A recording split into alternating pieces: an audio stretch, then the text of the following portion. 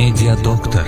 Sağlığın var. Hər vaxtınız xeyir olsun Media FM izləyiciləri və dinləyiciləri. Hər birinizə uğurlu yol arzulayıram. Çünki adətən bizim dinləyicilərimiz sürücülərimizdir. Sizi sağ-salamat mənzil başınıza çatmağınızı diləyirəm və biz bugün çox maraqlı bir mövzunu müzakirə eləyəcəyik. Əslində biz həkimlərimizlə həmişə danışanda bütün xəstəliklərin əsasında ilk olaraq adı çəkilən məsələlərdən biri stressdir. Bugün həm stresin özünə bir tərif verəcəyik, eyni zamanda yaxınlaşmaqda olan imtahan stresindən danışacağıq. Çünki abituriyentlərimizin çox böyük arzuları var, ümidləri var. Uzun illərdir oxuduqları təhsillərini bir imtahanda sınayacaqlar və bundan sonra həyat yollarına necə davam edəcəklərinə qərar verəcəklər. Elə buna görə də imtahana hazırlaşan, o həyəcanı yaşayan və eyni zamanda böyük arzuları olan, ümidləri olan hər kəsə həmin o mərtəbəni, həmin o arzularını əldə etməyi arzulayıram inşallah. Eyni zamanda onların valideynləri üçün də, çünki valideynlər də uzun illər övladının təhsilində nəhayət ki uğurunu görməyə çalışır və mütəxəssisimizdən bugün dəyərli məsləhət alacağıq bu barədə ki, İmtahan stresi normaldırmı, normal değilmi? Onu aradan qaldırmaq olurmu? Ümumiyyətlə stresi idarə edərək imtahanda daha uğurlu olmaq mümkündürmü? Həm imtahana hazırlaşan, həm imtahana hazırlaşan gənclərimizin yaxınları, əzizləri çox diqqətli olsunlar və yaxın bir saat ərzində sizə çox dəyərli məlumatlar verəcəyim. Bugün mənim həmsöhbətim vaxt itirmədən də təqdim eləmək istəyirəm dinləyicimizə. Bexterov Universitetinin məzunu, klinik psixoloq, konsultant, hipnoterapevt, Bakı Dövlət Universitetinin psixologiya kafedrasının dosenti Kəmilə Kəzmovadır. Əgər xatırlayırsınızsa, Kəmilə xanımla çox qəşəng bir müsahibəmiz olmuşdu bir neçə il öncə. Kəmilə xanım, xoş gəldiniz. Necəsiz? Təşəkkür edirəm. Çox sağ olun Sönə xanım. Hər birinizə öz təşəkkürümü bildirirəm. Yerində məni dəvət etdiniz. Özdə xüsusilə belə bir mövzuda çox həssas bir mövzudur, çox aktual bir mövzudur. Çünki hər kəsi maraqlandıran bir mövzudur hal-hazırda. Ən azından evlərimizin çoxunda abituriyentlərimiz var, tələbələrimiz var, magistraturaya hazırlaşan tələbələrimiz var. Ona görə də bu mövzu mənə elə gəlir çox yerinə düşər və sizinlə də bu mövzunu müzakirə etməyin bir ayrı gözəlliyi var da oradan da. Çox sağ olun. Kəmilə xanım, əslində bu elmdən çıxıb cəmiyyətə yayılan bir mövzudur, çox sürətlə yayılan bir mövzudur. Çünki biz çox təəssüflər olsun ki, bəzən imtahanların nəticəsində arzu olunmayan sonluqları da görürük və elə bundan danışacağıq ki, əslində imtahan stresi, imtahana yanaşma, burada hər kəs uğurlu ola bilməz axı, uğurlu olmayanlarımız da olacaq. Onlara da yanaşma bir fərqli olmalıdır və ən əsası stresi necə idarə etsin bizim o gənc balalarımız ki, imtahanda uğurlu olsunlar. Bu arada elə söhbətə başlamazdan öncə mən bunu bir stimul olaraq da vurğulamaq istəyirəm dinləyicimizə ki, layihə rəhbərimiz Sədaqət Rəşid qızının bacısı ilə məşğul olurdunuz. Bacısı qızı ilə məşğul olurdunuz. Maşallah qızımız universiteti qazanıb, eləmi Sədaqət xanım? Qazanıb artıq və çox uğurlu oldu nəticəsi. Şiddətli fobiyası var idi bildiyim qədərilə. İmtahan stresi var idi. Var idi, müəyyən problemlər vardı. Ad şərti olsun, Gülnar xanım deyək, xanımın adını. Bəli, çünki bizdə adlar deyilmir. Bəli, Gülnar xanım müraciət edəndə Sədaqət xanım özü də bilir nə vəziyyətdə idi. Çox şükür Allaha ki, indi çox əla da hər şey istədiyi bir yerə çatır. Özdə ki, Kəmilə xanım, mən qəbul oldum, mən qazandım. Dedim inşallah çox gözəl, çox narahat idi ki, qazana biləcəmmi, alınacaqmı, necədir? Elə bizim universitetin, Bakı Dövlət Universitetinin tələbəsi də həmçinin. Nə gözəl. Bəli, xarici bir dövlətdə, yəni bir gözəl bir qəbul aldı. İnşallah ümid edirəm ki, xarici ölkədə təhsilini davam etdirəcək. Xarici ölkədə təhsilini davam etdirəcək və Azərbaycanımızı dünya səviyyəsində tanıdan gözəl bir xanım olacaq, gözəl bir kadr olacaq. İnşallah. Elə balalara nəsib olsun. Amin. İnşallah. Ona görə də vaxt itirmədən mən istəyirəm ki, buna necə nail oldunuz? Elə bundan danışaq. Öncə bir stresin özünün tərifini verəcəyik ki, stres nə deməkdir? Çünki biz bütün xəstəliklərdən danışanda kökündə stres dayanır deyir həkimlərimiz. Yaxşı, stres nədir? Bunun bir düsturu mu var, tərifi mi var? Deyək bunu dinləyicimizə. Çox maraqlıdır doğrudan da stres nədir? Stres əslində biz hər gün rastlaşırıq. Lap sadədən başlayayım. Tutaq ki, mən gələcəm, saat 4-də efir başlayacaq. Əgər yolda tıxac varsa, mən stres yaşayacağam. Əlbəttə. Saata baxacağam və biraz da gecikmə oldusa da görürsən gedib çatacağam mı deyə və s. Yəni demək ki, stres insanın hər yerdə belə deyək də yanındadır. Amma stresin dərəcəsi var da. Hər şey öz həddini keçirsə, əlbəttə ki, o patologiya səviyyəsinə çatır. Az miqdarda stres ola bilər. İndi mən deyəcəm, bu normal sayılır. Normal sayılır. Yəni o deyir, norma nədir, patologiya nədir? Bəli. Kimsə deyə bilər ki, stres nədir? Yəni burada stres varsa, artıq burada gərginlik var. Əlbəttə ki, stres insanın gərgin emosional bir gərgin vəziyyəti emosional reaksiyasıdır. Yəni hər hansı bir gərgin vəziyyətə düşürsən və orada sən istər-istəməz bütün orqanizm səfərbər olur ki, buradan vəziyyətdən necə çıxacaq? Yəni çıxa bilirik bu vəziyyətdən, necə oluruq? Və həmin anda biz gərginlik yaşayırıq, narahatçılıq yaşayırıq və onu stres haləti kimi yaşayırıq istər-istəməz. İmtahanda isə bunu bizim xüsusilə abituriyentlərimizi mən xüsusi vurğulamaq istəyirəm. Yeri gəlmişən qarşıdan gələn imtahanda da onlara uğurlar arzulayıram. Niyə onlarda bu daha çox narahatçılıq verir? Gəldilər imtahana və burada çox suallar var və imtahan suallarından getmir sual. Görəsən mən ala biləcəmmi? Görəsən yığa biləcəmmi? Görəsən valideynlərimi burada qane edə biləcəmmi? Görəsən müəllimlərim məndən istədiyi nəticəni ala biləcəklərmi? Görəsən istədiyim ali məktəbin ünvanında ola biləcəmmi? Görəsən necə olacaq? Yəni bütün bu suallar abituriyentə istər-istəməz stresin yaşamasına gətirib çıxarır və stres halları da insan həm fizioloji cəhətdən yaşayır, həm psixoloji cəhətdən yaşayır. Dediyimiz kimi o emosional reaksiyalar isə stresdə ən vacib amillərdir və hətta qan damar sistemində dəyişikliklər baş verir. Çünki istər-istəməz bütün orqanizmi hərəkətə gəlir də. Amma psixoloji cəhətdən biraz abituriyentlərimizə mənfi təsir göstərə bilir. Necə göstərə bilir? Diqqətlərini obyektdə həmin hansı ki imtahan vaxtıdır cəmləyə bilmirlər. Mən ən çox rast gəldiyim abituriyentlərdə nədir bu stresdən dolayı? Deyirlər ki, sürüşmə etdik. Yəqin ki, bilirsiniz bunu. Bəli. Sürüşmə də nədir? Yəni bir dənə səhv yazsan, sənin imtahanda aldığın nəticə təsəvvür ki, nə ola bilər? Bu da stresdən irəli gələ bilir ki, o stres vəziyyətində artıq o diqqəti tam rahat keçirə bilmir, obyektin üzərində mərkəzləşdirə bilmir və səhv edir. Hafizə dolaşır, ya beynində deyir ki, mənim yadıma düşmürdü heç nə. Sanki heç nə bilmirmişəm. Bəli, abituriyent olub ki, sonradan bizə müraciət etmiş abituriyentlər olub ki, deyir ki, girdim içəri, gördüm ki, sanki hafizəmdə heç nə yoxdur. Bəli, boşdur. Bəli, blok olur konkret olaraq. Beyin sanki tutulur və heç nə edə bilmir. Və yaxud da ki, stres vəziyyətində elbə ki, belə gərgin bir vəziyyət yaşayır, sanki heç nə harda olduğunu unudur. Yəni yeri belə, məkanı belə onlar o vəziyyətə düşürlər ki, burada olmalıdır. Yəni axı insan hər hansı bir işi görəndə düşüncə ilə, məntiqi düşüncə ilə bunu görməlidir ki, mən nə edirəm, necə edirəm. Bunların hamısı sanki sıfırlanır və insan heç nə edə bilmir və istədiyi nəticəni almır. Bəzən sonra deyir ki, mən təzədən imtahana girsəydim, mən çox yaxşı yazardım. Müəllimlər bəzən şikayət edirlər ki, hazırlıq müəllimləri xüsusilə bizim yanımızda çox yaxşı yazır. Nə oldu? İmtahanda buna nə baş verir ki də? Yəni imtahanda stres artdığı üçün onlar istər-istəməz onları edə bilmirlər. Çünki insan burada ən çox da həm psixoloji cəhətdən yaşayır, həm emosional cəhətdən, həm fizioloji cəhətdən təsəvvür edin. Hər tərəfli bu stresin içərisində olur da. Dediyimiz kimi həm o hafizəsində problem yaranır, diqqətində problem yaranır, emosional gərginlik yaşayır, sonra fizioloji cəhətdən narahatçılıq yaranır, tərləmə yaranır, baş ağrısı, baş gicəllənmə. Yəni baxın, görün nə qədər bir şey birlikdə o abituriyentin sanki üstünə hücuma keçir və abituriyent belə bir vəziyyətdə çaşqınlıq vəziyyətində qalır və istədiyi nəticəni ala bilmir. Ona görə də çalışmaq lazım ki, imtahana getməmişdən əvvəl bu stresi tamamilə atsınlar, biraz acıq qalsın. Mən həmişə qeyd edirəm ki, az miqdarda stres əksinə məsuliyyəti artıra bilər. Bəli, məsuliyyəti artıra bilər ki, mən nə etməliyəm, necə etməliyəm. Amma artıq o çoxaldısa da onun istədiyi nəticəni əldə etməsində mütləq şəkildə mane olacaq. Bizim də nə idi məqsədimiz? Bizim bir məqsədimiz var. Valideynlərin, müəllimlərin, hər kəsin. Bütün evlatlarımız istədikləri o əziyyət çəkən abituriyentlər ki var, o əziyyətlərinin bəhrəsini görsünlər. Həm müəllimlər əziyyət çəkir orada, həm valideynlər əziyyət çəkir, həm özləri əziyyət çəkir. Yəni bunların nəticəsi olsun.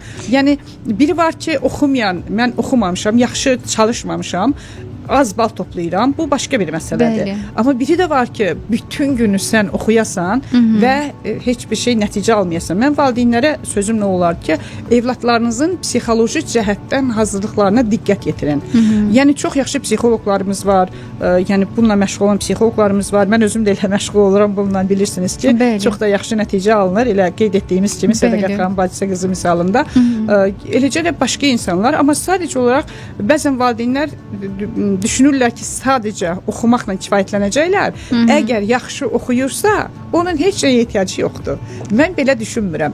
Oxumaq və psixoloji cəhətdən hazırlıq çox vacib bir məsələdir. Əslində Kəmilə xanım səsləndirəndə nə qədər bəsit olur. Stres deyib keçirik.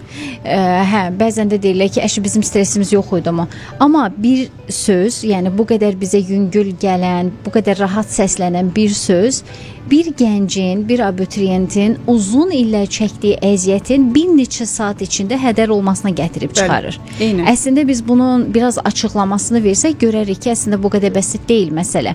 Çünki uşağın orada hələ həyat görməyən o çiyinlərinə düşən yük ona həmin anda çox ağır gəlir. Bəli. Çünki həm siz demiş müəllimlərinin qarşısında məsuliyyət hiss eləyir, valideyninin qarşısında məsuliyyət hiss eləyir və eyni zamanda da təbii ki, öz həyatını həll eləyir həmin anda. Bəli. Amma Kəmilə xanım bunu da diqqətinə çatdırmalıyıq ki, həm o valideynlərin, həm də o gənclərimizin ki, bu son demək deyil. Burada uğursuzluqlar da ola bilər. Bəli, qəbul olunmaya bilərlər. Valideynin də burada çox yüklənməməsi çox önəmlidir. Mən istəyirəm bu mövzuya mütləq toxunasınız söhbətimiz əsnasında. Mən Kəmilə xanımla bağlı bir neçə məlumatla diqqətinizə çatdırım. Məsələn, daha çox fobiyadan əziyyət çəkən insanlar, əsassız qorxuların olması, depressiyadan əziyyət çəkən insanlar, imtahan öncəsi stresiniz varsa ya da övladınızda bir stres hiss eləyirsinizsə, ailə qurarkən düzgün partnyor seçim etmək istəyirsinizsə, bu çox önəmli məsələdir. Mən həmişə deyirəm ki, kəşki evlənməzdən öncə necə ki dövlətdə qan testi verilir, çox yaxşı olardı ki, peşəkar psixoloqlarla bir ailə öncəsi bir görüşlər olsun. Ailənizin daha möhkəm təməllər üzərində qurulmasını istəyirsinizsə və ya ailədə problemlər yaşayırsınızsa, bu sahədə və təbii ki, bu problemlərdən azad olmaq istəyirsinizsə, bu sahədə klinik psixoloq, konsultant, hipnoterapevt, Bakı Dövlət Universitetinin Psixologiya kafedrasının dosenti, psixologiya üzrə fəlsəfə doktoru bugün mənim həmsöhbətim olan Kəmilə Kəzimovaya müraciət eləyə bilərsiniz. Mən əlaqə nömrələrini istəyirəm, diqqətinizə çatdırım. 050 471 1044 WhatsApp vasitəsilə də əlaqə saxlaya bilərsiniz. Bu nömrənin WhatsAppı var.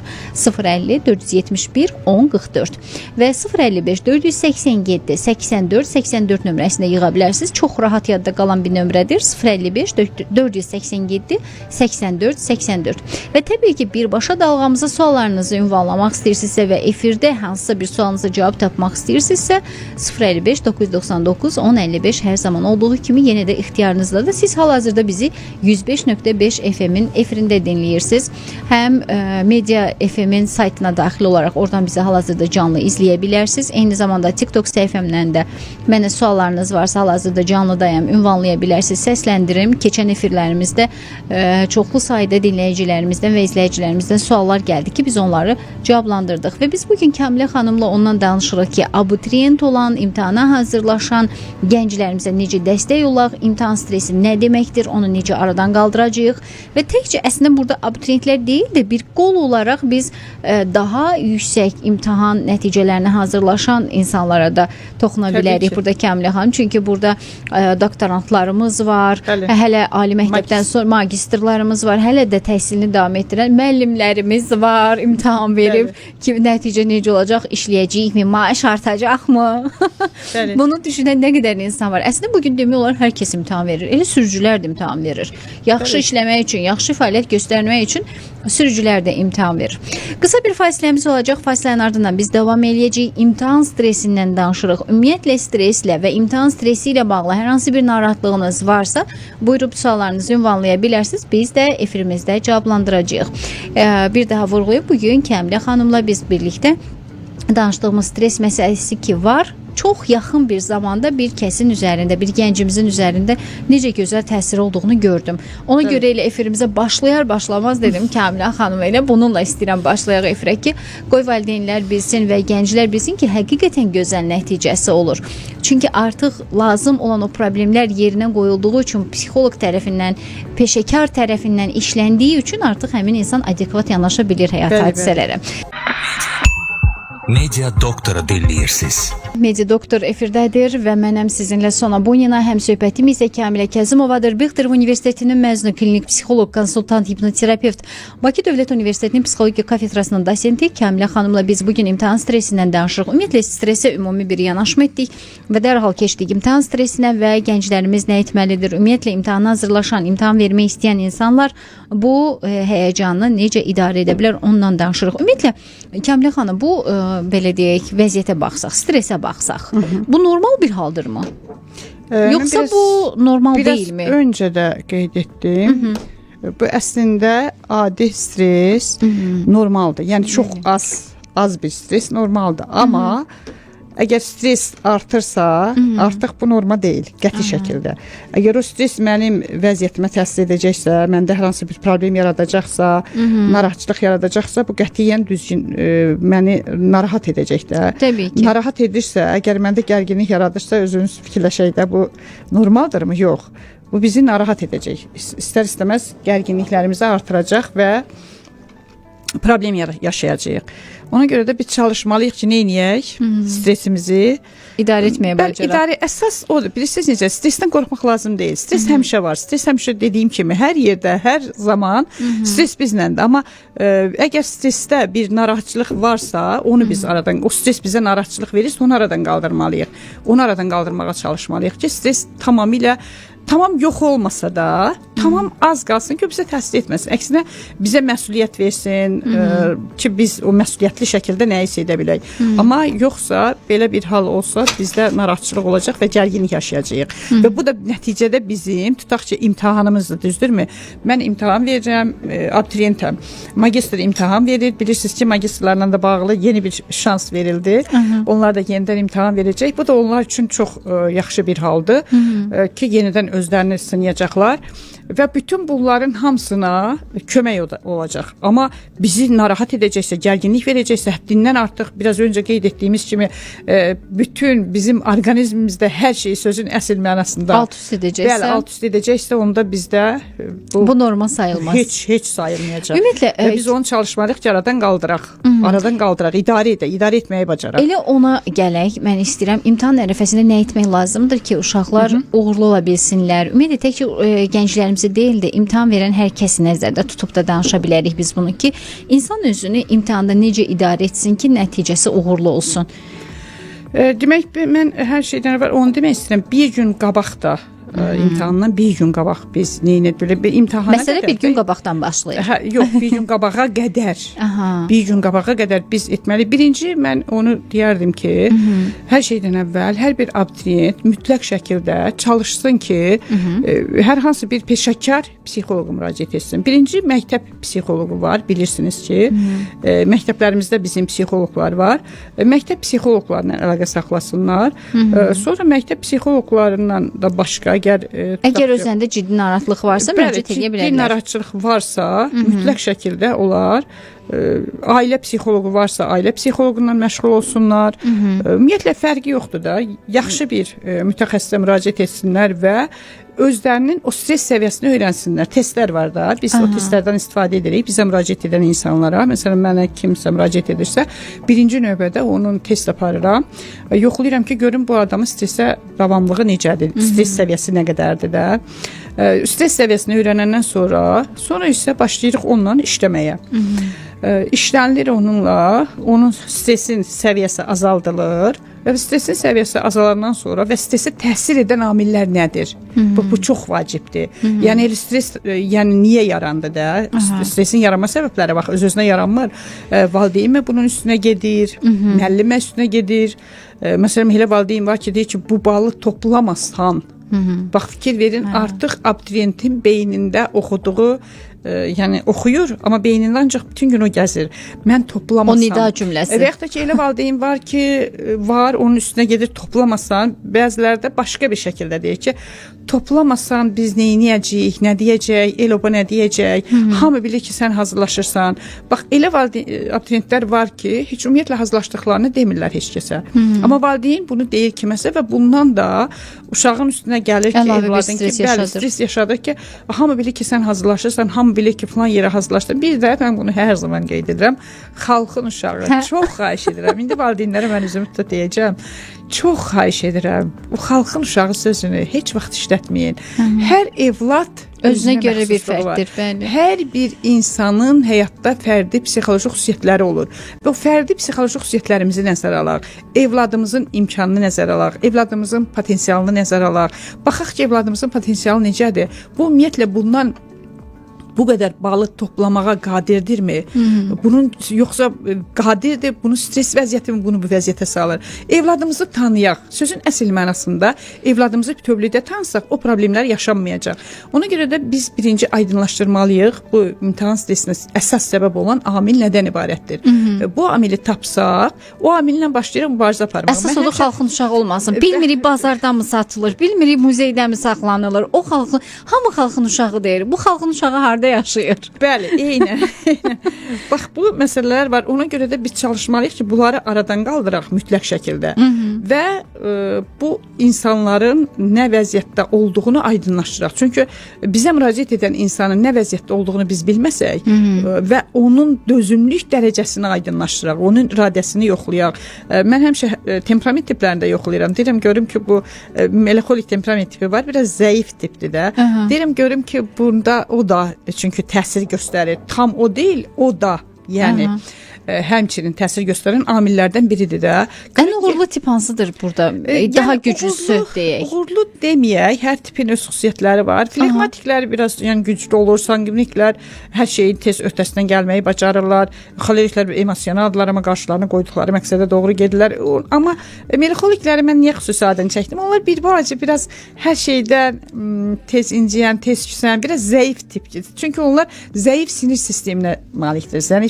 Bəli, Pavlovun yəni araşdırmasına görə onlar zəif sinir sistemi tipinə malik olduqları üçün biraz hər şeydə tez narahat olurlar da, belə deyək, o mənada. Amma əsas uğurlu, indi biz durub burada deyək ki, melanxoliklər uğursuz, yox, qəti şəkildə belə deyil. Hər kəsin intellekt səviyyəsi var, qabiliyyəti var, bacarığı var. Bəli, bəli. Bir də ki, dediyimiz kimi stresə dözümlülüyü var. Onu uşaq yaşlarından necə öyrətdilər? Burada ən vacib faktorlardan biri radiyənin yüksək səviyyədə olmasıdır. Niyə radiyəli? Məsələn, oturub oxumaq var, bezmək var. Mənim bir abituriyentim var, bəlkə də dinləyir. Keçən dəfə yazmışam, necədir vəziyyət deyir, yorulmuşam artıq. Yəni, fikir verin, yəni elə bir şəkildə yazıb ki, yorulmuşam. Yəni, nə vaxt bitəcək də bu da? Çünki istər-istəməz emosional tükənmə də yarana bilər burada. Ona görə bütün günü hazırlıqlara gedirlər. Çox valideynlər bunu bilirlər, abiturientlər də bilir ki, əlavə hazırlıqlar olur. Yəni, bir hazırlıqdan, tutaq ki, riyaziyyat hazırlığıdır və yaxud da ədəbiyyatdır, fərqi yoxdur da. 2 müəllim yanına gedirlər, 1 müəllim yox. Buna görə günləri onların heç cür çatışmır. Yəni stresi yaradan faktorlardan olanlardan biri də odur ki, intensiv əqli fəaliyyət bütün günü hamı deyir ki, sən ancaq oxumalısan. Bir də Kəmilə xanım, bəlkə də bilmirəm, razılaşarsınız ya razılaşmazsınız mənimlə. Bizdə gənclərə və məktəblərə bu yanaşmanı səhv olaraq bilirəm bir vətəndaş olaraq ki, sanki dərsi, təhsili bir məcburiyyət olaraq yeridirik onlara. Onu bir sevgi formulu kimi aşılamırıq ki, bax, məsələn, sənin gələcəyin işıqlanacaq bununla, sənin bu oxuduğun, məsələn, kitabların nəticəsi sənə nə verəcək? Biz sanki bilmirəm, yəni qəribə bir şey kimi yüklənirik onu gənclərin boynuna ki, yəni sən bunu eləməlisən, bu sənin öhdəliyindir, sən imtahanı verməlisən. Amma bunu niyəsə bir sevgi formulu ətrafında eləyə bilmirik. Çox gözəl vurğuladınız. Burada biz evladımızı oturub söhbət eləməliyik, başa salmalıyıq. Dale Carnegie'nin gözəl bir sözü var. Deyir, evladın istəyirsə nəsə negativ bir şey eləməsə, onu başa sal. Olsa nə olar, olmasa nə olar. Bir də qeyd etdiyim kimi evladımızın potensialını bilməliyik. Bəli. Və evladımızın sinir sisteminin tipini bilməliyik. evladımızın hansı təfəkkür tipinə malik olmasını bilməliyik. Məsələn, texniki təfəkkürə malik olan evladımızdan biz bədii təfəkkür istəsək, bu çətin olacaq. Yəni. Tutaq ki, o riyaziyyat yönümlüdür, fizika yönümlüdür. Mən deyirəm ki, sən ədəbiyyatçı olmalısan, tarixçi olmalısan. O da deyir ki, mən xronologiyanı yadında saxlaya bilmirəm, mən onu öyrənə bilmirəm. Bir də sevgi, bir də maraq, bu da çox vacibdir. Məsələn, psixoloqa şəxsən mənə müraciət edənlərin içərisində mən çox görmüşəm ki, qabiliyyətim var, bacarığım var, amma marağım yoxdur. Oxumaq istəmirəm. Amma bilirəm ki, otursam mən edə bilərəm. Və yaxud oturub oxuya bilmirəm. Səbrim çatmır. Yəni bax bu şeylərlə müraciətlər var. Yəni öz fərdi xüsusiyyətlər nəzərə alınmalıdır. Mütləq nəzərə alınmalıdır və valideyn də onu nəzərə almalıdır ki, mənim evladım nə qədər bal toplaya bilər. Tutaq ki, 300 bal toplaya biləcək insanla biz 500 deyə bilmərik, axı sən gəl 500 topla, 600 topla. Amma gəlin qəbul edək ki, valideynlər bəzən bu formada yüklənir. Bəli. Məsələn, mən dəfələrlə idman məşqçilərindən eşidirəm, deyir, məsələn, baxır ki, uşaq, məsələn, voleybolda çox uğurludur, gətirmişəm, onu yarışlara çatdırmışam, yaşıdlar arasında seçilir, başqa oynayanlar arasında seçilir və valideyn deyir, gəlir əlimdən alır ki, mənim övladım universitet oxuyacaq. Yəni, hamı mütləq universitet oxumalıdırmı? Niyə, məsələn, biz övladımızın rəssam olmağını istəmirik? Niyə idmançı olmağını istəmirik?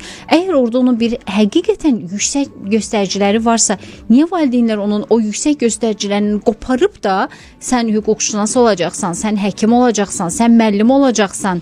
Niyə belə yönəldirlər? Bəli, bax, valideynlərimizə də elə biz onu demək istəyirik ki, evladlarınızı dəyərləndirin, evladlarınızı qiymətləndirin, evladlarınızın arzularını nəzərə alın. Yəni, vacib o deyil ki, evladınız hansısa sizin istədiyinizi olsun. Siz özünüz istədiyinizi almısınız da, düzdürmü? Və bəzən çox təəssüf ki, bəzi valideynlər, hamısı yox təbii ki, özlərinin çata bilmədiyi hansısa bir arzu olub və onu övladına tətbiq eləyir. Mən onu edə bilmədim, bunu sən mənə etməlisən.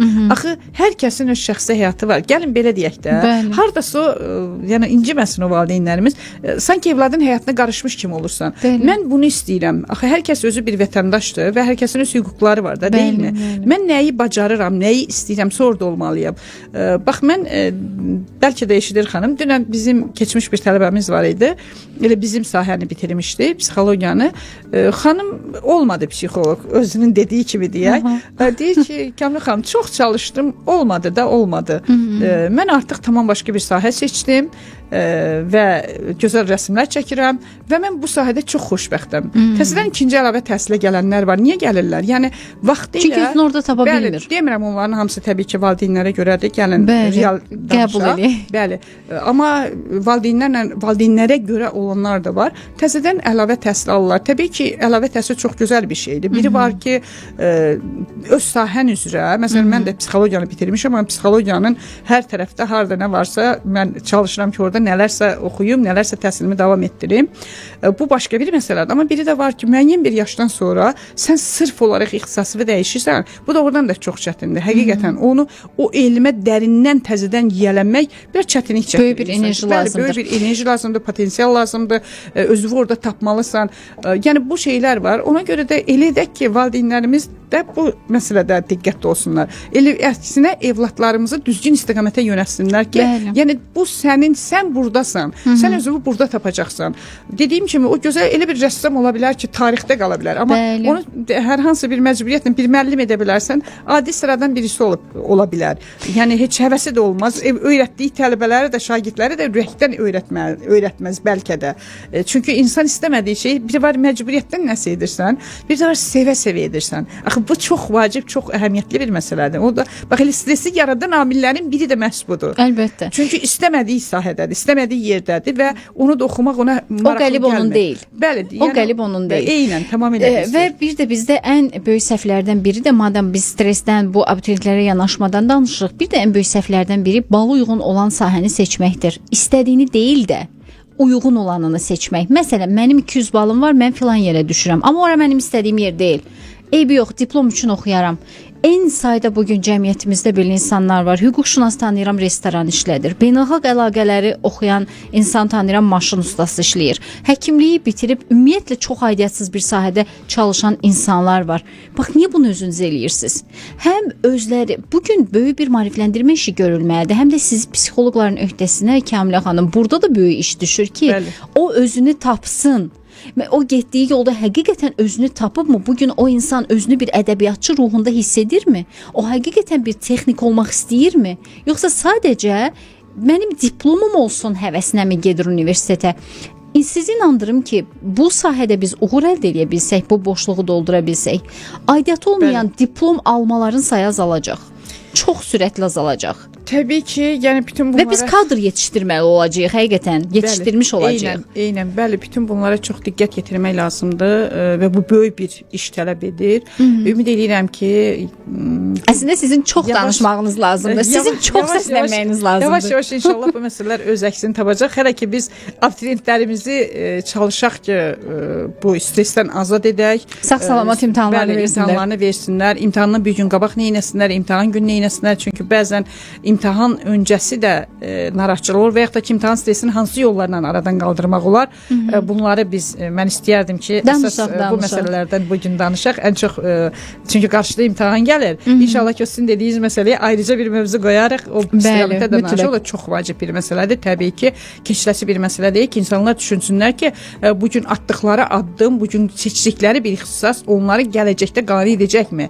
Yoxsa dediyim kimi təzədən əlavə bir təhsil ocağı axtaracaqlarmı? Və əlavə biri var ki, mən 5 ilimi sərf edirəm, artıq 5 ildə öz sahəmdə hansısa bir istiqamətdə olacam, bir mərtəbədə olacam, böyük bir illər yığacam. Amma biri də var, təzədən mən nəyisə sıfırdan başlayıram.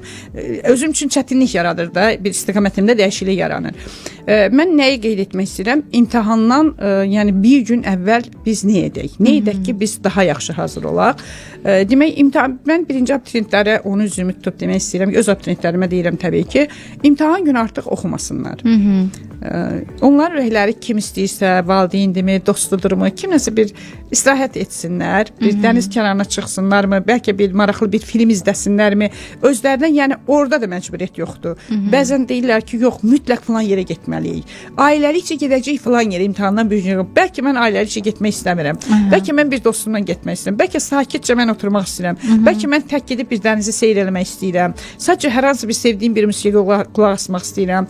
Dostumla ola bilər gedib bir kinoya getmək istəyirəm. Yəni imtahandan bir gün əvvəl abituriyentlərimizə şans versinlər ki, onlar istədikləri işi etsinlər. Dincəlsinlər. Bəli, maraqlı olan və o psixoloji cəhətdən onları rahatlayan bir işlə məşğul olsunlar ki, bunlar sabaha hazır olsunlar. Çünki insanın imtahana psixoloji cəhətdən hazır olmağı çox vacib və çox əhəmiyyətlidir. Mən gərginəmmi, əsəbiyəmmi? Bəlkə məni harasa deyirsin ki, qonaq gedəcək və məni apardılar harasa və mən orada çox narahat oldum, yoruldum, istəmədim və sabah da mən imtahana gedəcəm. Və yaxud da görürsən ki, sabah imtahan verəcəklər, hamı yığılıb gəlir. Mən bəzən, bəlkə də bunu deyirlər ki, niyə elə deyirsiniz? Deyirəm ki, çox xahiş edirəm, o evdə imtahan veriləcəksə, o evə adam gəlməsin. Həm burada başqa bir məsələ olur, hamı gəlir, necə hazırlaşmısan, necə cavab verirsən? Bəzən də, bəzi insanlar da olur ki, gəl görüm sən hansı sahədə gedirsən, gəl bir sənlə suala cavab edeyim, görüm necədir. Təsəvvür edin ki, abituriyentin artıq onsuz da gərgindir. Biraz da bu şeylər onu narahat edir. İndi görək sabah da neyniyəcəksiniz? Mənim zamanında bir abituriyentim var idi. Adını çəkməyəcəm təbii ki. Babası deyir ki, görək də indi psixoloqlar necə məşğul oldu. Görək bu necə yığacaq. Çox şükür Allaha ki, o xanım da çox yüksək, hətta gözlədiklərindən də yüksək yığdı. Yəni bax bu cür yanaşma var da. O adamın valideyni ironiyalı, inanmamaq. Eynən, o cavabları yoxlatdırırlar müəllimlərə. O xanımın valideyni xanım əsirdir qorxusundan. Sözün əsl mənasında da ki, indi görəsən burada aşağı bal olsa nə olacaq da. Yəni bu cür yanaşma tərzi olmamalıdır da. Bir gün qabaq tamamilə ümumiyyətlə imtahandan heç danışmaq lazım deyil. Çox rahat olsunlar. Xüsusilə imtahana nə aparacaqlar? Bu da çox vacibdir. Nə aparacaqlar? Bəli, nə aparacaqlarsa bunların hamısı yığılsın. Çünki bir dəfə bir abituriyent olmuşdu. İnsan gedib, yaxşı ki vaxtı tez gedibmiş, çatdıra bilib də. Baxıb ki, vəsiqəsi yoxdur. Ay, təsəvvür edin, onun keçirdiyi o həyəcan bəs eləyəcək də. Ona görə də sabahı gün nə aparılacaqsa hamısı səliqə ilə qoyulsun, rahat bir şəkildə, heç nə yaddan çıxmasın. Hətta geyimə qədər fikir verilməlidir. Rahat bir geyim geysinlər. Çünki isti mi olacaq, soyuq mu olacaq, necə olacaq? O geyimə rahat olduqları bəli diqqət etsinlər. Sonra baxsınlar ki, ətraflarında olan insanlarla, xoş auralı insanlarla oturub dursunlar. Həmin gün sözün əsl mənasında. Hansı ki o negativ verəcək, ay necə olacaq görəsən, ironiya ilə yanaşan, inamsız yanaşan, olmasa fikri olmasın və öz xəyal dünyalarını qursunlar. Abituriyentlərimizin hamısını onu demək istəyirəm. Elə burada Instagram izləyicilərinə də demək istəyirəm, abituriyentlər varsa içərisində. Xəyal dünyalarında nəyi qursunlar? Buna hipnomeditasiya edilir. Beyinlərində hansı ali məktəbdədirlərsə, artıq onun xəyalını qursunlar və oradadılar. Tam ora qəbul olublar. Negativi heç vaxt fikirləşməsən. Nəinki bir gün qabaq. Bax, hal-hazırda da ümumiyyətlə insan nəyi istəyirsə, onun xəyalını yaradırsa və özünü orada tam olaraq hiss edirsə, bu çox gözəl bir nəticə olur. Sanki elə bir enerji də göndərirsən ona. Biri var ki, mən sadəcə olaraq düşünürəm, gələcəkdə ki, olacam, qəbul olacam. Bu afirmasiya deyirlər, pozitiv afirmasiya. Bəli, afirmasiya. Biri də var ki, mən oradayam, özümü hiss edirəm. Həmin məkandayam. Bəli, həmin məkandayam və tələbəyəm. Nə geyinəcəm, nə götürəcəm, artıq dərsə gedirəm. Yəni bu insanı həm o psixoloji gərginlikdən azad edir, həm də çox rahatlaşdırır da, insan rahat olur. Bu çox gözəl bir şeydir. Özləri üçün bir dənə qəşəng nəfəs məşqləri etsinlər, dərindən nəfəs alsınlar, gözəl nəfəsə alsınlar, saxlasınlar biraz, sonra o nəfəsi dodaqları boru şəklində saxlayaraq, tutaraq nəfəsi buraxsınlar və görəcəklər ki, rahat olurlar. O bəzən abituriyentin bədəni belə gərgin olur. Bu gərginlikdən azad olsunlar, dərindən nəfəs alsınlar, rahat. Yüngül bir idman, gəzinti olsa lap yaxşı olardı. Mən məsləhət bilməzdim. Biz məsləhət vermirik təbii ki, amma tövsiyə etməzdim. Evdə otursunlar. Çünki niyə? Yeriməkdir, gəzməkdir, idmandır, havadır. Bunlar insanı stressdən azad edən məsələlərdir, stressini azaldan məsələlərdir. Ona görə də bunlardan havaya çıxsalar, bir yüngül bir idmanla məşğul olsalar çox-çox yaxşı olar. Yaxınlıqda şükür ki, çox gözəldir Bakımız. Həqiqətən hər yerdə gəzinə bilərlər. Bəli, gəzə bilərlər, parklara çıxa bilərlər, rahat bir şəkildə gəzə bilərlər. Amma mütləq heç kitab oxumasına, günortadan sonra ümumiyyətlə heç belə açmasına kitabı lazım. Niyə? Sual verə bilərsiniz. Həmin beyin qarışa bilər. Çünki İnsan sabah imtahandırsa, bugün mən oxuyacamsa, hafizəm dolaşa bilər və imtahandan sonra mən görürəm ki, hər şey yerindədir, mən bunu artıq orada yaza bilmirdim. Bir bu məsələ var. Bir də ki, açıb baxa bilərəm. Yəni bu bütün imtahan verənlərə aiddir. Harda imtahan verməsinə asılı olmayaraq, falan şeydə oxumamışam, falan şeydə qalıb, bu da qalıb, bu da qalıb və mən narahatçılıq yaşayacağam. Çünki bəzi abituriyentlər deyir ki, mən son ana qədər oxuyuram. Axı bir də qeyd edirəm. Mən abituriyent yəni görmüşəm ki, deyib ki, kaş bircə həftə də uzadardılar. Yəni o kaş bircə həftə də uzatmaq onun o təəssüfü deməkdir. O təəssüf də onun alacağı nəticəyə mane olmaq deməkdir. Çünki artıq beynimdə mən deyirəm ki, mən falan yerləri oxumamışam və bu özü də mənə bir narahatçılıq verəcəkmi? Onlar mənə düşərsə, mən onlara yaza bilmərəmsə, yəni bu çox çətin bir məsələdir. Gərgin bir məsələdir. Bəli, mənim bir abituriyentim var idi. O xanım qeyd edirdi ki, keçən dəfə imtahan olanda, çətin olanda valideynlər niyə adam başa düşmür? Belə çətin olmaz da. İmtahan niyə çətin salınır? Sanki özünə, siz necə bir düşünürdü ki, bir fikirləşin, bir həftədən sonra imtahan verəcək və düşünür ki, çətin olsa, artıq gözünün qabağına o gəlir ki, çətin olsa, mən yaza bilməsəm, görürsən valideynlərim mənə nə deyəcək? Görürsən valideynlərim mənə anlayacaqmı? Bax, fikir verin, insanın niyə qınayırlar yaza bilməyəndə və s. Bu fikirlər nə deməkdir? Bu fikirlər onu göstərir ki, artıq bunun daxilində bir narahatçılıq, bir gərginlik var da. O gərginlik də o imtahanı istər-istəməz təsir göstərir. İmtahan prosesinə negativ təsir göstərir. Çünki biz imtahanda deyirik ki, nə qədər bizim hafizəmiz normal olsa, mən həmişə deyirəm ki, oradan papkalara yığırıq biliklərimizi və papkalardan asta-asta götürüb çıxarırıq. Bəli, qoyuruq hər hansı bir sualların cavablarına. Həmişə deyirik ki, görürsünüz imtahana gedənə biz necə bir söz deyirik? Zehniniz açıq olsun, enerjiniz bol olsun. Yəni hər zaman bu sözləri işlədir. Zehniniz açıq həmin məsələdə. Hafizə dolaşmasın, diqqət başqa yerə yönləndirilməsin, diqqətin mərkəzləşməsi düz olsun ki, mən nəyi edəcəm. Bəzən fikri tamam başqa bir yerdə olur. Fikrini heç cür deyir ki, mən fikrimi özümə yığa bilmirəm. Yəni bax, bunların hamısına çox böyük diqqət yetirmək lazımdır imtahan prosesində. Yemək prosesinə, yeməyə diqqət yetirmək lazımdır. İnanırsınız, elə bu dəqiqə onu soruşacaqdım ki, qidalanma necə təsir edir? Qidalanma, yeni bir qida etməsinlər. Bəzən valideynlər sabah uşağım imtahana gedəcək, bir bayram kimi edirlər. Sağ olsunlar, Allah canlarını sağ eləsin. Amma lazım deyil. Bunu da ye, bunu da ye, bunu imtahandan sonra etsinlər onları. Onun hamısını imtahandan sonra. Gərginləşdirməsinlər. Xeyr. Su içmək, çay içmək, özləri ilə bir şeylər götürmək, bunlar təsir edərmi? Önəmlidirmi? Hə. Bu arada mən bir daha vurğulamaq istəyirəm ki, sağ olun, sonra davam edək.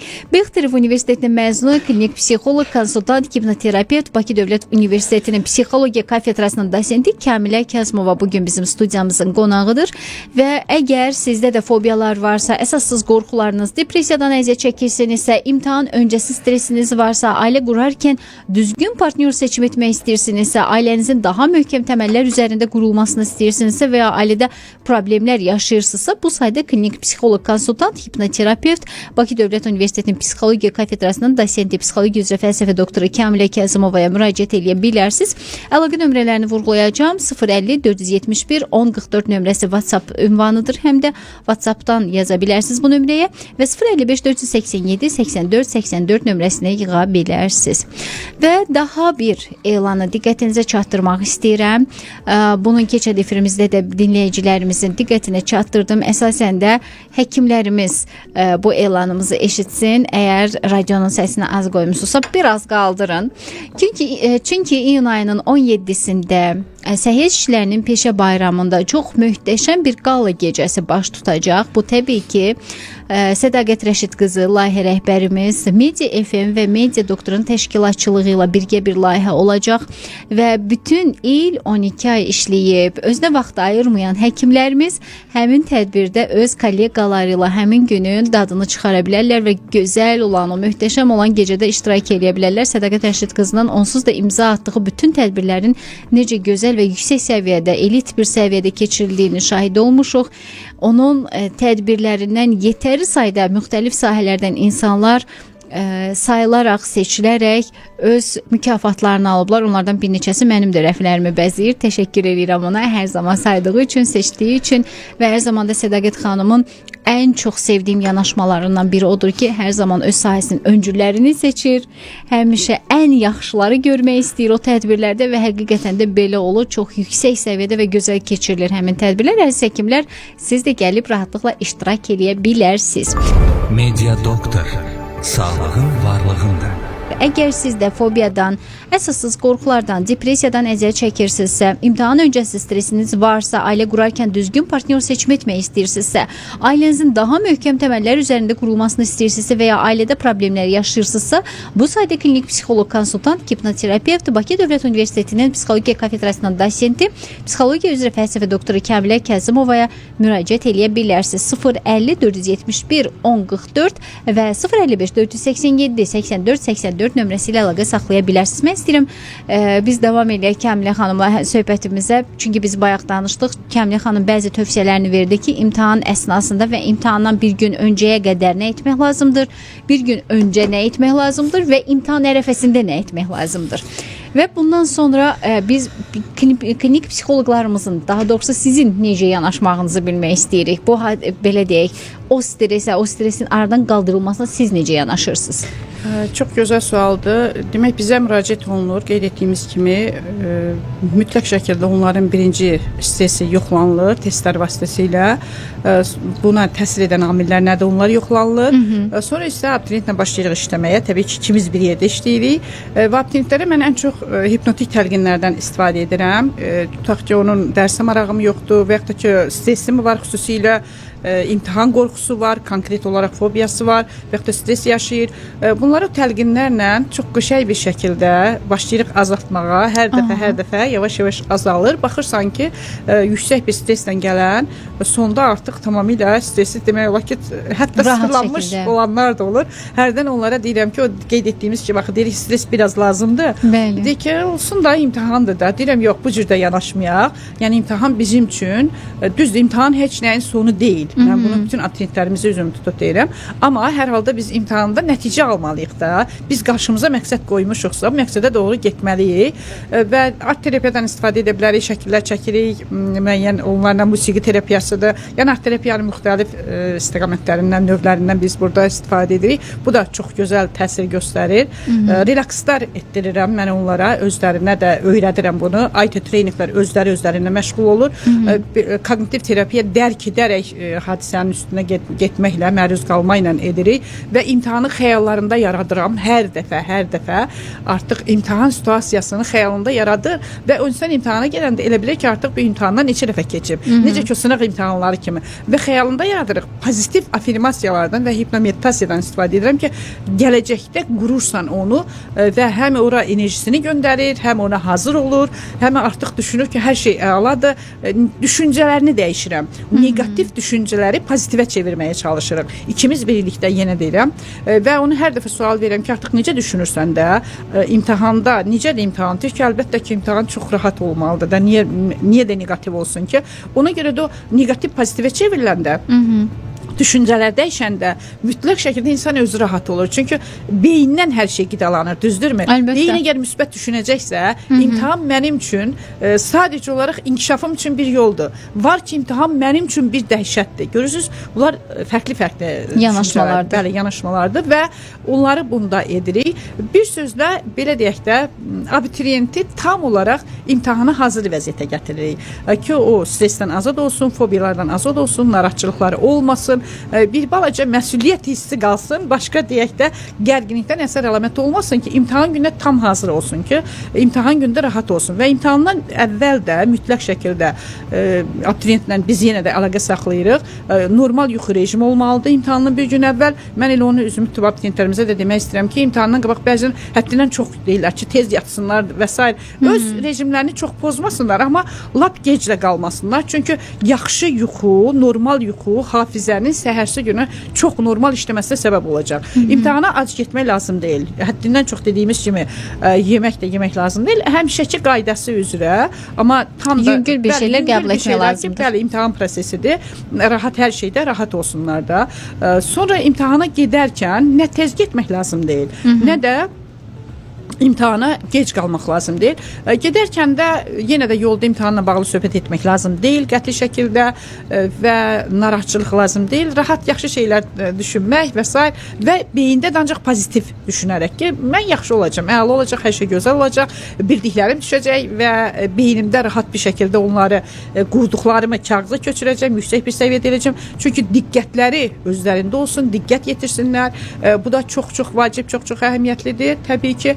Və imtahana gedəndən sonra oturdu eləmi sırasında rahat şəkildə otursun və həmişə bunu deyirəm abituriyentlərimə mən ki, bir dərindən nəfəs alın, bir qəşəyi özü üçün orada relaks edin, yüngül bir şəkildə də təbii ki, orada durub relaks olanları. Yəni gərginlikdən azad olun da, relaks demək istədiyim odur da, o gərginlikdən azad olun və sonra başlayın yazmağa da, rahat olun və heç tərəfə baxmayın, lazımsa pəncərədən çölə baxın. Niyə? Bunu xüsusi vurğulayıram. Ona görə ki, ətrafında biz bilmirik necə olacaq. İmtahana psixoloji cəhətdən hazır getməyənlər var, imtahana özündən narazı gedənlər var ki, mən yaxşı hazırlaşmamışam. Valideynin təhriki ilə qruplarını dəyişən uşaqlar var ki, onlar gəliblər. Mən bilmirəm mənim otağımda olan kimlər olacaq. Ona görə də ətrafda ağlayan ola bilər, narahat olan ola bilər və o da mənə sirayət edə bilər və o da mənə təsir etməmək üçün mən ətrafıma baxmıram. Sadəcə lazım olarsa pəncərədən çölə baxacam və birinci çətindən yox, asandan başlayacağam. Niyə çətindən yox, asandan? Çünki çətindən başlasam həm mənim vaxtım gedəcək, həm də orada ola bilsin ki, mən baxaram ki, necə çətindir. Axı imtahan başlayanda istər-istəməz bir balaca da olsa, ola bilsin stres olur ki, o vaxta qədər ki, artıq sən onu yazmağa başladın. Amma asandan başlayanda həm öz vinamın artır həmin vaxtda ki, mən bacardım və başlayırsan yazma, həm vaxta riayət edə bilirsən. Mütləq şəkildə vaxtda da nəzarət etməklə və nəyisə bilmədilərsə, hansı sualda, tutaq ki, hansı fəndənsə başlayıblar, bu onu buraxırsan, sonra keçirsən o birisindən, yəni vaxt itirməmək üçün. Sonra yenidən qayıdırsan. Şəxsən mən özüm bu metoddan vaxtilə istifadə etmişəm. Bəli. Test imtahanı verirdim elə Bexterəvad İnstitutunda. Mən orada birinci başladım. Düzdür, şükür Allah, hamısı baxdım ki, çox rahatdır.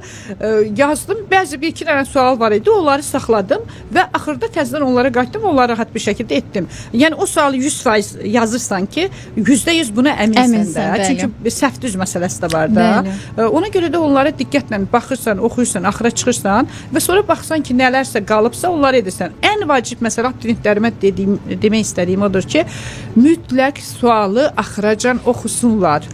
Çünki axırda onların o şəkilçilər ki var, hətta biz müəllim olaraq az qala bizi çaşdırır o. Görürsən ki, baxır sonra bəzən bu cavab niyə belədir? Ya görürsən ki, sonda səndə bu burada aiddir və yaxud da aid deyil məsələsi var.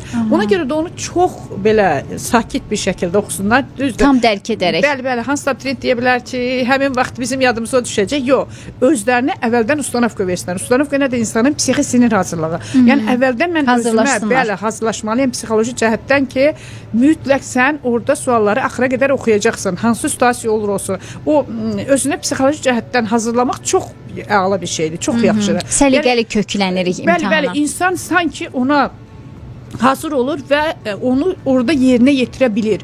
Onu oxusunlar, dəqiq-dəqiq, rahat-rahat baxsınlar ki, hansı sual necədir və yaxud da ki, açıq suallar var. Onları da görürsən ki, nələrisə buraxırlar. Sonra gəlir abituriyent deyir ki, orada bir dənə balaca səhv eləmişəm. Və yaxud da ki, nələrisə öz imtahan əsl listə yazanda burada yazdığını qaralamada tutaq yazıb, orada nəyisə səhv yazır. Bax, bunlar çox-çox vacibdir, çox-çox əhəmiyyətlidir. Xırda detal görünsə də önəmlidir. Çox xırda detaldır, amma çox vacib bir detaldır. Biraz öncə qeyd etdik, sürüşmələrin özü. Bir dənə şeyi səhv elədinsə, hamısında sürüşmə gedəcək də. Və yaxud da ki, imtahanda bəzən belə olur. Kimsə sənə deyir ki, bir dənə bunu mənə de də. Fikirləşirsən ki, bilirəm də.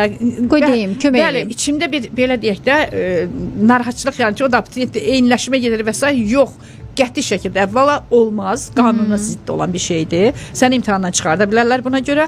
İkinci də sənin fikrin orada qala bilər və sən öz yazıva gecikə bilərsən. Bir də bir şey də demək istəyirəm, izləyirəm sonra xanım. İmtahandan tez çıxmaq, bilmirəm, niyəsə bizim abituriyentlər üçün bir qəribə avantajdır. Bəli, mən imtahandan tez çıxdım. Niyə tez çıxırsan? Tam olaraq axıra qədər, ya son ana qədər sakit-sakit yaz. Bunu mütləq etsinlər. Bir də bəzən abituriyentlərdə belə hal olur ki, deyirlər ki, içəri girdim, beynim dondu. Heç problem yoxdur. Dondu. Narahat olma. Dediyim kimi, həmin an sakitləş. Bir 2 dəqiqənin heç nə olmayacaq. Nəinki bütün imtahan prosesində problem yaransın. Bir əlində olan qaralamanın qırağına bir nələrsə cızma, qaraya etməsin. Sakitləşə, relaks edə, sakit ola və özünə de ki, hər şey əladır, hər şey yaxşıdır. Sən bacaracaqsan, sən ötəsindən gələcəksən. Heç bir anda özlərinə inamı itməsinlər orada. Qəti şəkildə abituriyentin imtahanında özünə inamı itdisə də, onun yazı prosesində mütləq şəkildə mane olacaq və narahatçılıq yaranacaq. Bax, bunları etsələr, mənə gələ abituriyentlərimiz çox yaxşı nəticə alacaqlar. Hər kəsə uğurlar arzulayıram. Ümid edirəm ki, bütün abituriyentlərimiz, magistrlarımız, magistraturaya hazırlaşan gənclərimiz fərqi yoxdur. Harda imtahan verirlərsə versinlər, hər kəsin işi uğurlu olsun, zehinləri açıq olsun, uğurları bol olsun. Amin inşallah. Valideynlərimizə də onu tövsiyə edərəm ki, evlatların yanında olsunlar, öz həyəcanlarını da hiss etdirməsinlər. Nə də onları həyəcanlandırmasın, nə də onlardan heç nə tələb etməsinlər. Evlat bizimdir. Nə qədər yığarsa, təbii ki, istəyərək ki, hər birimiz istəyirik ki, hər bir gəncimiz arzularının ünvanında olsun.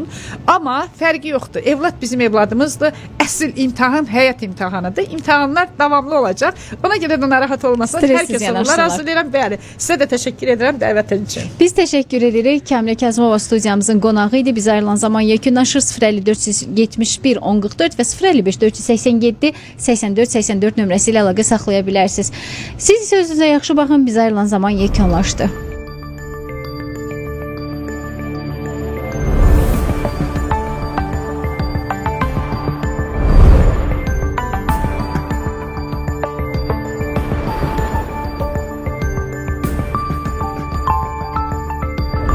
Media Doktor, sağlığın varlığında.